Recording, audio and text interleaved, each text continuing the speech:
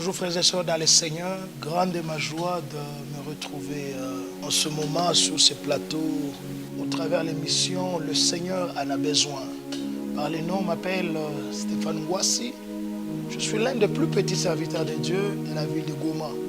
Et par la grâce du Seigneur, nous avons apporté à l'église 34e CADAF, la moisson, un séminaire qui avait pour thème la piscine de Bethesda, leçons et réalité.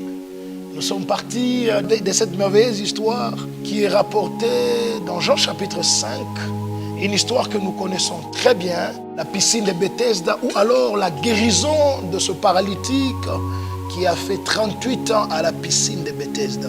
D'entrée des jeunes, nous étions en train de faire comprendre au peuple de Dieu que le Dieu que nous servons a toujours pris plaisir d'intervenir dans la vie de ses enfants. Et si vous lisez la Bible, si vous êtes lecteur de la Bible, vous comprendrez que les interventions de Dieu peuvent être catégorisées en 6.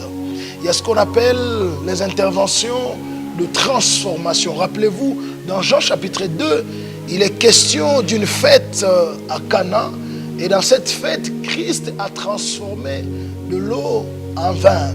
Et ça, c'était dans le cadre des interventions de transformation. Outre les interventions de transformation, nous avons ce qu'on appelle les interventions de création. Le Dieu que nous servons est capable de te créer à toi une place dans une hiérarchie, une place qui ne t'appartenait même pas, sans le soutien d'un homme, en utilisant simplement sa parole, car la parole de Dieu est la matrice de toute création. Outre les interventions de création, il y a ce que nous appelons les interventions de multiplication. Dans les interventions de multiplication, il s'agit ici pour Dieu de prendre ce qui était peu pour nous et les rendre beaucoup. Lorsque Dieu, dans la vie de ses enfants, se révèle comme facteur multiplicateur, il veut simplement nous faire comprendre, il veut nous enseigner qu'entre ses mains, 5 pains et 2 poissons suffisent pour ridiculiser à 2 reprises la famine de 5000 ou de 3000 personnes. Outre ce qui est dans les interventions de multiplication, la Bible est en train de nous parler d'Isaac. Si vous lisez dans Genèse, la Bible est en train de dire Isaac sema et il moissonna au centuple cette même année car l'Éternel l'a béni. Outre cela, la 4e catégorie des interventions de Dieu, c'est ce que j'appelle les interventions de provision. Dans les interventions de provision, et quand Dieu se révèle comme pourvoyeur, il veut simplement que nous puissions comprendre et que nous puissions arriver à savoir que tout ce que nous puisons en Dieu ne l'épuise pas. C'est là d'ailleurs, me rappelle cet instant où Abraham est en train de quitter sa maison parce que l'Éternel lui est apparu et lui a dit « Va et offre-moi ton fils, ton unique, celui que tu aimes. » Je suis sûr que tu as déjà lu ces passages. Après 3 jours de marche, la Bible est en train de dire qu'Abraham prit son fils, il regarda ces bergers, il leur dit « Restez ici, moi et le fils, nous allons adorer l'Éternel et nous reviendrons. » Lorsqu'il arrive au sommet de la montagne, c'est une pratique probablement que Isaac connaissait. Isaac pose la question à son père, il lui dit « Papa, voici le couteau, voici le bois, voici le feu, mais où est l'agneau pour l'Holocauste ?» Abraham regarde son fils et dit « L'Éternel, c'est pourvoira. » On sent que dans les éléments qui devraient constituer au fait l'adoration qui devrait faire, il y avait quelque chose qui manquait. Il y avait comme une insuffisance. Et à chaque fois qu'il y a insuffisance dans la vie de l'homme, cela permet à ce que Dieu se révèle comme celui qui pourvoit. La 5e intervention, on appelle ça intervention de démonstration. Ici, il est juste question pour Dieu de démontrer sa puissance afin que l'on sache qu'il est Dieu. C'est même à cause de ça que Élie donne rendez-vous au prophète de Baal à la montagne de Carmel. La question était de savoir que le vrai Dieu se révèle comme le véritable Dieu. Si Baal est Dieu, qu'il réponde par les faits. Mais si l'Éternel est Dieu, qu'ils répondent par les faits. Et la dernière intervention, qui est la 6e intervention, nous avons dit que c'est les interventions de réparation. Ici, on appellerait encore ça les interventions de restauration. Et ces interventions arrivent lorsqu'une vie a été détruite, abîmée, endommagée. Et notre Dieu est celui qui restaure. Et le texte de Jean chapitre 5 s'inscrit exactement dans la 6e intervention, qui est l'intervention de réparation, car il était question de réparer une vie qui était endommagée pendant 38 ans.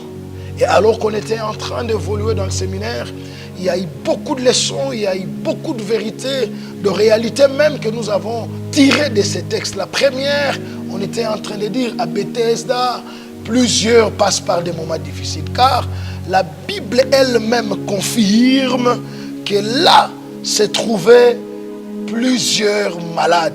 À Bethesda, il n'y avait pas qu'un seul malade, mais il y avait plusieurs malades. C'est là où on était en train de dire, dans la vie, beaucoup traversent des moments difficiles. Le problème, c'est qu'il y a ceux-là qui parlent de leurs problèmes, mais il y a ceux-là qui n'en parlent pas. C'est là où je veux attirer l'attention des enfants de Dieu. Ce n'est pas parce que tu as le courage de parler de problèmes des autres que cela doit te faire comprendre que tu es le seul à souffrir. Plusieurs souffrent, mais tu es seulement le seul qui parle de tes problèmes. Mais ce qui est intéressant ici, comme leçon à retenir, c'est que la Bible est en train de dire, là se trouvait un homme malade depuis 38 ans et Jésus savait qu'il était là. Tout ce que je suis en train de te dire, c'est que peu importe combien nous traversons de moments difficiles, le plus important est de savoir, Dieu connaît. Et parce qu'il connaît, garde ton calme. Il a prévu intervenir dans ta vie. La deuxième réalité que nous avons tirée en fait de cette histoire, c'est que quand la Bible est en train de zoomer sur le paralytique, parce qu'il est question du paralytique ici, la Bible est en train de lui-même, quand Jésus lui pose la question, veux-tu être guéri?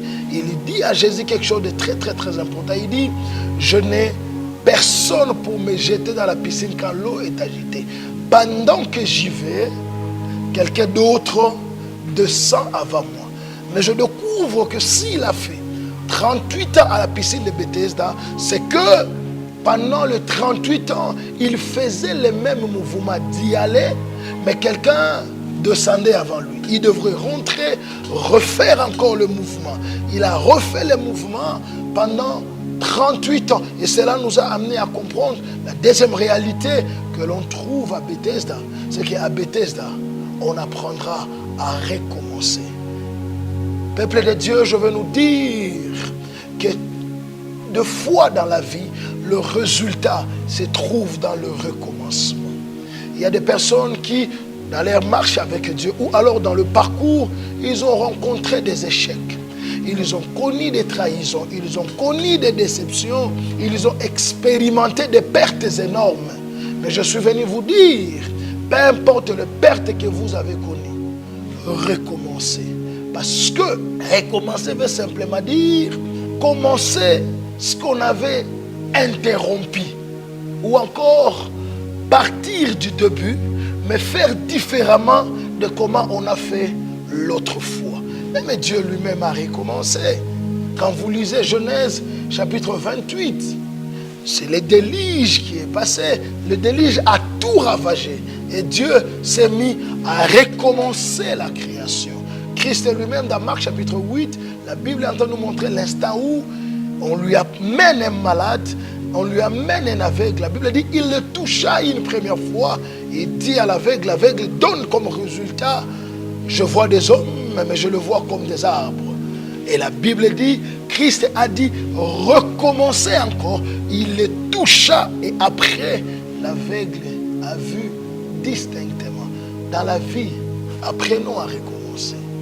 Il est possible que ce que tu n'as pas pu faire, ce qui n'a pas marché hier, marchera aujourd'hui. Si seulement tu recommences. Et c'est Pierre qui est en train de cette fois-ci nous expliquer comment devons-nous recommencer. Dans Luc chapitre 5, Jésus le rencontre au beau matin en train de laver les filets. Il lui dit, avance dans les eaux profondes et jetez vos filets. Pierre lui dit, sur ta parole, je recommencerai à jeter les filets. Et donc, s'il faut recommencer, nous devons recommencer avec une nouvelle révélation.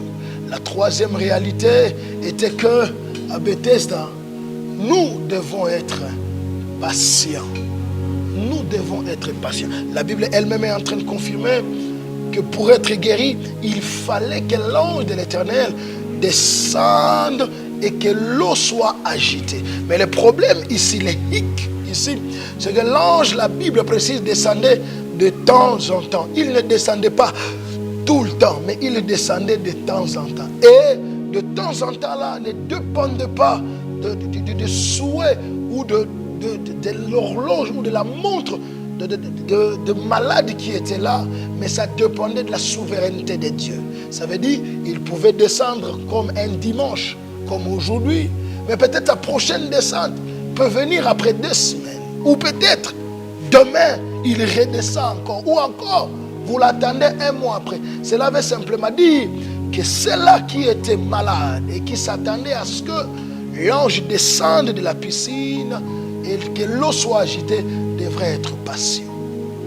Frères et sœurs, la patience nous permet d'apprécier des choses à leur juste valeur. Je le disais même, autant la patience est dure, sa récompense reste sûre. Je nous encourage, peuple de Dieu, à savoir patienter. Parce qu'aussi, la patience, c'est l'un des fruits du Saint-Esprit. Quelqu'un a dit, l'impatient mange cru, c'est que le patient mange cuit. Apprenons à patienter. 4e réalité, on a dit, à Bethesda, les efforts ne suffisent pas toujours. Imaginez, cet homme était paralytique. Et la Bible est en train de nous faire comprendre que pour être guéri à Bethesda, il fallait que l'ange descende dans la piscine. Il fallait que l'eau soit agitée. Et un seul était guéri lorsque l'ange arrive ou lorsque l'ange descend. Ça veut dire à Bethesda, lorsque on voyait l'eau être agitée, tous les malades se jetaient dans la piscine. Ils se plongeaient. Tous les malades étaient mouillés. La prochaine étape était que chaque malade, une fois mouillé, une fois dans la piscine, il devait se mettre à vérifier, savoir si la guérison est arrivée. Jusqu'à ce qu'on entende quelqu'un dire « Je suis guéri ». Et en ce moment-là, les efforts et toutes les vérifications qu'on faisait devraient s'arrêter. Parce que la condition était un seul devrait être guéri.